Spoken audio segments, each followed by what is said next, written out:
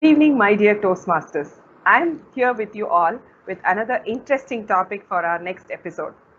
A flower does not think of competing to the other flower next to it, it just blooms. With contest seasons coming up, we thought it would be more appropriate to have a guest who would help us in grooming ourselves and become better prepared for the contest. And the guest is none other than TM Sridhar Ranganathan. Sridhar Ranganathan, a management postgraduate and CEO, Helixon Company, Helixon Healthcare Private Limited, is also a director and mentor at UCS. He brings to the table tremendous experience he has gained in his 29 years and more of his corporate career in key account handling, marketing, brand building, and leadership. He was one of the youngest managing directors in pharmaceutical industry. Apart from his work, you can find Sridhar sharpening his oratory skills. He's a Toastmaster, a humorist, a spiritualist, an avid cricket player, and a fitness freak. He loves spending time with family and friends and believes in positive thinking. He has participated in 120 plus contests at all levels, 10 times International Speech Contest district finalist, 5 times humorous, and 5 times TT district finalist, and finally 2014 district evaluation champion. Reading your profile, I must say that we are very proud and privileged to have you with us today to talk about the most apt topic on contests.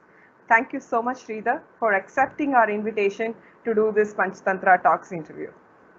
Most welcome, and I want to take this opportunity to thank you for coming up with something so interesting. And I'm sure this is going to benefit every single Toastmaster who actually has aspiration to go far beyond what they are today.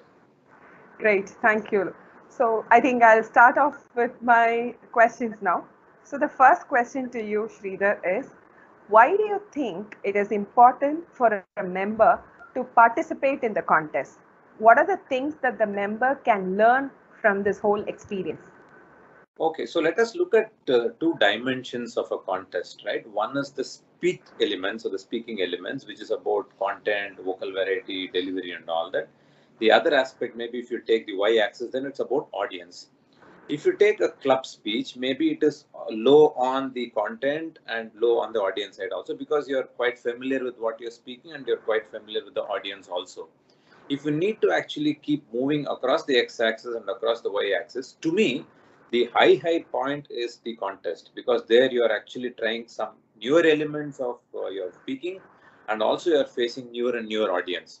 So when you're subjecting yourself to high amount of uncertainty, then you are likely to build your speaking muscles much stronger when compared to what you do otherwise. So having jumped into the pool of speaking, I feel that we should get exposed to the highest level of testing, and thereby you are actually gaining a lot more. My Great. perception about contest, and I believe that is why I've been participating in contests quite regularly.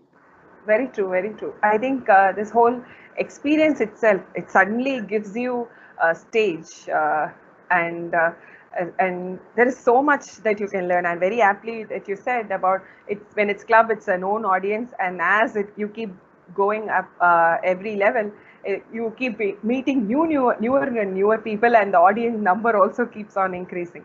So Correct. amazing. Thank you so much. And the next question is, are the contests intended only for experienced Toastmasters? And how do you think a novice Toastmaster can prepare themselves for a contest?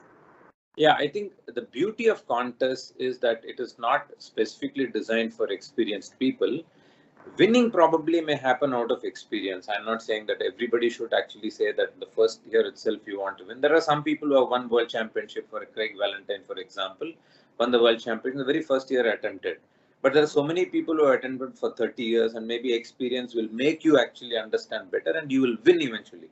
But for contesting, I think if you look at the person into consideration who has come into Toastmasters to gain better speaking ability, being a novice and entering the contest has an advantage, because you have nothing to be worried about, right? You have no image, you have nothing to actually to be thinking of. You just have to jump into it and encounter, face that encounter, or put yourself into that situation. Thereby you can gain a lot. In fact, I joined in 2005 November. 2006 I went into the contest and I went up to the district level. So that basically gave me the impetus to continue to keep going back again and again. There are some Toastmasters who make some mistakes in terms of saying that, okay, let me spend a few years and then get into contest. That few years may never happen because the more you become senior, you have a lot of other inhibitions which run in your mind. As soon as you enter, just get into it. It's others' problem, not your problem. Very true, very true. I think I can also relate to it. Obviously not about speaking, but also when it's about learning music. I never learned music for a many years, but I was singing very well. And then when I started learning music, I became more conscious, and I stopped taking very difficult songs. I think that is what you also mean by, well, let me postpone. Probably I'll become better. That will never happen, and you will only keep stepping up your standard. Absolutely. Great. Good, very good point actually. I hope that all the people who watch this interview immediately register yourself for contests, and I think as we have more and more people joining the contest, subsequently it also helps to increase the standard of the contest, whether it's at the club level or even at the district level, right? Absolutely. Yeah. So the next question, Sridhar, is in terms of virtual contests, how to be effective, and what do you think we can learn differently than the usual contests? If you had asked this question yesterday, I would have probably given a different answer. But after seeing the winner of the World Championship of Public Speaking, the way he used the camera and used the virtual screen is amazing. I think if you have not seen it, you should see it. I couldn't believe that somebody can actually use the camera from different angle in a public speaking in 5 to 7 minutes. He just dominated it so much. And for people like me also, for example, even between the ISC semi-final and final, there was a transformation for me. I was probably not looking at the camera and somebody gave me a feedback that you're actually speaking, but you're speaking so well, but it looks as if you're speaking to my neighbor and not to me.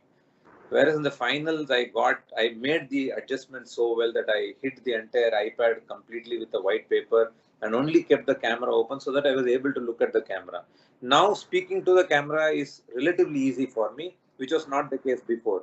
So you evolve even, and many people will think, how can I, especially in humorous speeches and all, it is audience friendly speech, right? You need to get that response. You'll always keep wondering, how can I, without getting a response, be able to give a humorous speech? But you actually gain, you evolve even that as well. So I believe even in the last 3 to 4 months time, I've been able to gain confidence in speaking to a camera more than to people. So that evolution also is possible. So virtual contests really help you evolve further to be speaking to an audience whom you actually deem to be seeing and not actually seeing. Right. I will definitely watch the video that you suggested, and very true also. I think couple of things that I'm also learning in every interview that I'm recording. The first interview with Saro, he said, "You are actually looking at yourself. You are not looking at me." You get to tend to, the way you perceive the way. I think I'm talking to you. Whereas you see it, I'm actually not talking to you. So Saro said you should actually look there. So that was the first thing. I think the second learning was with Raghavan. So I kept keeping my earphone, hoping, because it kept making some noises. So he said you should pin your earphone so you have both your hands are free and it doesn't look awkward. There are like this. I think every interview session also is keep helping me to personally to do the virtual meetings. Likewise, you said, I think every virtual meeting, even the club meetings right now are virtual. I think each one of us should even take that as a learning experience to see how we could improve further. And with me, it is okay. So if you look at Saro, Raghavan, Sridhar and Jain and all, you cannot take your eyes off them and you cannot look at the camera. So it's very difficult as well. Me, it's okay, I know. No, not at all. Not though. I'm feeling so bad that I'm actually sitting and you are standing and talking. So this is kind of running in the back of my mind. Next time, probably I should also see if I can stand and do an interview. People call me a member in good standing. So great. I think you proved the point about humor as well. So the last question, Sridhar, is what do you regard as number one learning or something that changed you from your contest experience? So I discovered myself, I should say. So initially, I was thinking that there are certain elements which I need to master in terms of picking up some very inspirational topics, picking up vocal variety, picking up body language, and all that. And in the process, I put down myself many a times because that was not me. Right? I cannot go and scream on the stage, and I keep jokingly telling people, saying that when I went and told what do you people need in life to be successful, fire, fire, and fire, security came running actually to asking where the fire is. And similarly, body language, when you talk about body language, for me, body goes in one direction, language goes in another direction. It's not easy for me to do that.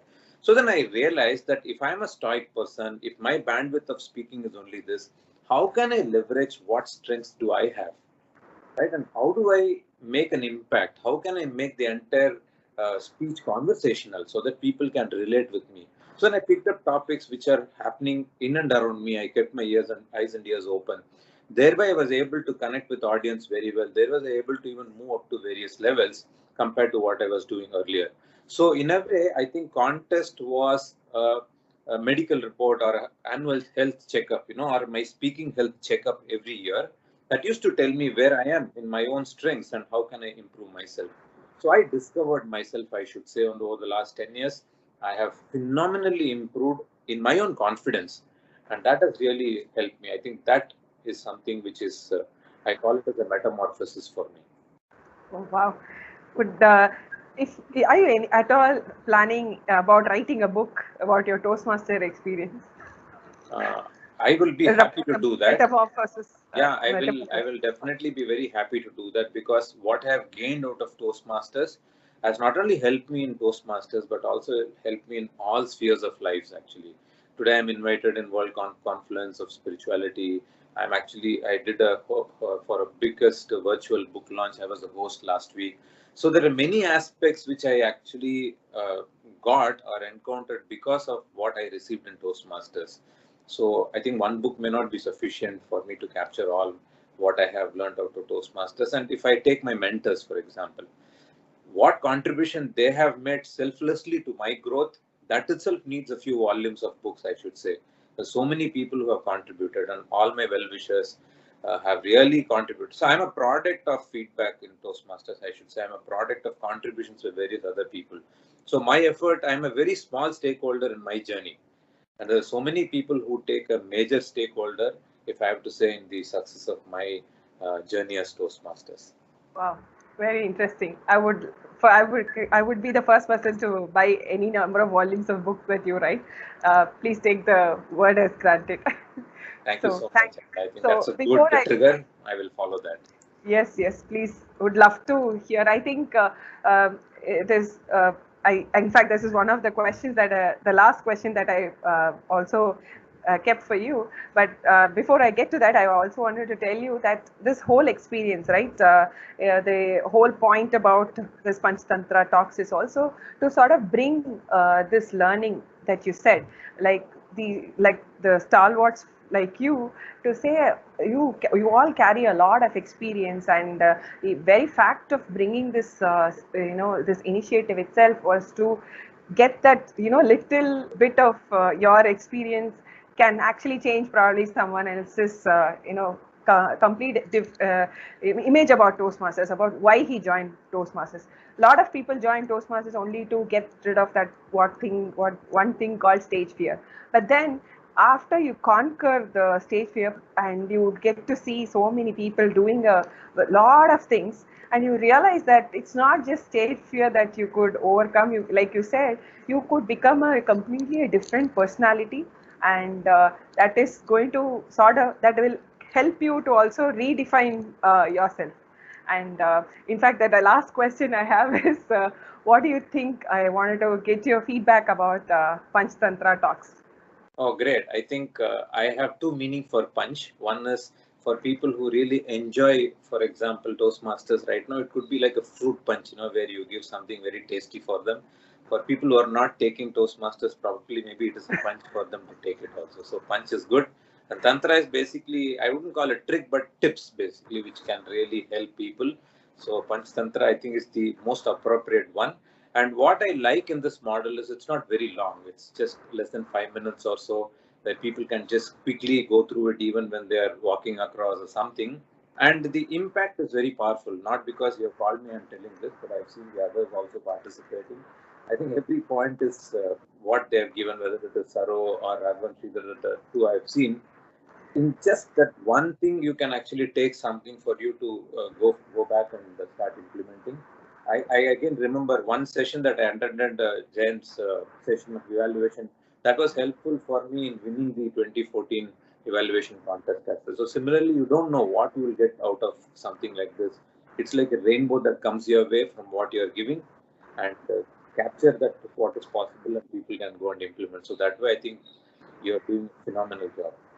Great. Thank you. Thank you so much, Sridhar. I should again say that we are really privileged to have you with us for this interview. And I think I would not have picked up any great topic, at least in this moment. Probably we'll come back to you with a different topic some other time. But with contest, I think it is very, very important. Like we spoke a lot about, this whole thing about trigger, about should I, first of all, should I register at all or not? Some people will be completely withdrawn. I hope that this interview helps a lot of people to register themselves and get that experience of what it is like to participate in a contest. That's right. And I would like to see you singing seriously or taking singing more seriously. Yeah, sure, I will. Thank you so much, Sridhar. My pleasure. Thanks a lot.